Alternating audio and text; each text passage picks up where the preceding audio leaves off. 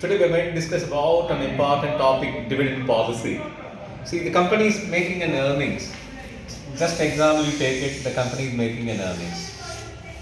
Okay, this is the earnings made by the company. So what they do? Okay, that will be distributed to many people. So what are the earnings available? The first, okay, it will be going for outsiders debt. So you may have some debentures. So we'll be paying the debenture interest. Then maybe a certain portion of money, okay, will be going towards making interest on loan. Okay, what will be the surplus amount of profit available? This is the amount available for shareholders. This amount available for shareholders. When you talk about the shareholders, then from that a priority will be given for preference shareholders. Suppose preference shareholders have to pay 12% preference shareholders. So I will be giving 12% to the shareholders, preference shareholders. So whatever the money available, this will be going for equity shareholders. So we used to say equity dividend. So just imagine if the company is having 100 crore money, 100 crore earnings, debentures interest 10 and interest on loan 10 crore. So normally 10 plus 100, 10, 10, then will be 80 crore available for shareholders. Suppose 12%, you have 20 crore interest, then will become 60 crore. So 60 crore will be available for equity shareholders. Typically, first what we do that we'll start with earnings before interest and tax, EBIT we used to say. From that we'll be deducting first interest, earnings after interest, but before tax. Then we'll be deducting. See, here we'll be deducting interest, then earnings after interest before tax. Then we'll be getting earnings after interest and tax. Here we'll be deducting tax. So this is known as earnings after interest and tax, EIT. So EBIT, EIT. Just you can recollect this one, then we'll go for the original part of dividend policy. So what is dividend? Just put into that in the profit you are distributing a portion of, say this is the profit earned by the company, a portion of profit distributed to the shareholders, because shareholders are investing their money in the company. Reciprocally you are giving that one. Okay, they are making their investment in the form of share, you are giving dividend to them. Coming to the dividend policy, it varies from company to company. Say for example, you take it the nature of dividend given by the TCS. TCS is to give a 20 rupees per share. So that is called a stable dividend policy.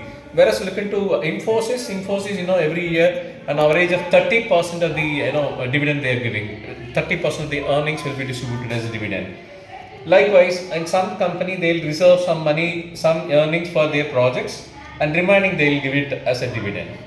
So if they have more residual value, more amount, so more dividend will be there.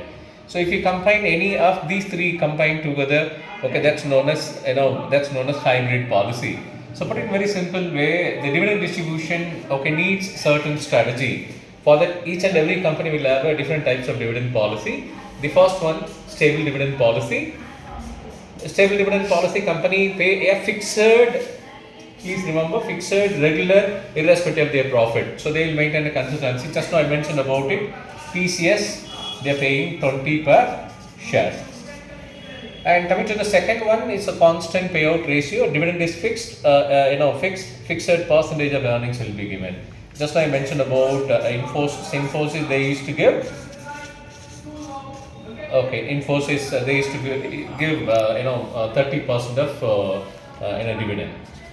Okay, and coming to the third one, residual dividend policy, where dividends are paid from leftover earnings after financing capital projects. Suppose you have 10 crore projects, so 5 you need for your projects. 10 crore earnings, out of which 5 crore you need for projects. So remaining 5 will be distributed as a dividend.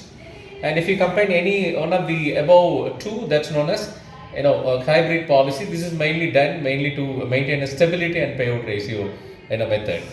And coming to the theories which are very popular in worldwide, there are two schools of thoughts. So one is the relevance theory and another one irrelevance theory.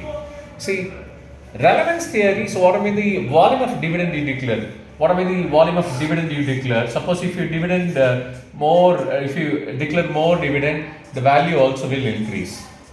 Okay, if you declare lesser dividend, the value will decrease. I mean the increase, it will increase, but not to the maximum. So very simple. If you declare a dividend, it's having a direct proportionate with the value of the firm. So more amount of dividend will result in more value of firm. So dividend decision affect the firm. That's the school of thoughts in the relevance theory. Whereas in the case of irrelevance theory, and people are saying it, whatever the dividend you are going to give it, that doesn't have any impact on the value of the firm. So that's called irrelevance theory. Relevance theory, yes, dividend declaration, okay, that has a direct impact on the firm value. Okay, there are two gentlemen who supported the relevance theory with their theories. One is Walter's model. Please remember this one, Walter's model. Okay, see, he insists on that the dividend payout is a function of relationship between the firm's return on investment. Please remember R and its cost of equity, KE. And another gentleman, okay, coming under the same relevance theory, Gordon's model. So investors are risk averse and perfect and prefer current dividends over uncertain future dividend. Okay, this is the just given by Gordon's model. Coming to the other side, irrelevance theory, dividend policy has no impact on the stock price, or cost of capital. We have mentioned KE. Company value is determined by its earning power and investment. This is clearly given by Modigliani Miller. And another one model is the residual theory. Okay, firms should pay dividend from their residual earnings left over. And coming to that, very simple, dividend, types of dividend, stable, constant, then residual dividend, hybrid dividend. And coming to the theory of dividend, there are two schools of thoughts, relevance theory and irrelevance theory. Under the relevance theory, you will find Walter's model and Gordon's model. And coming to the irrelevance theory, just now I mentioned about it, Modigliani Miller, okay, model and residual theory. Thank you.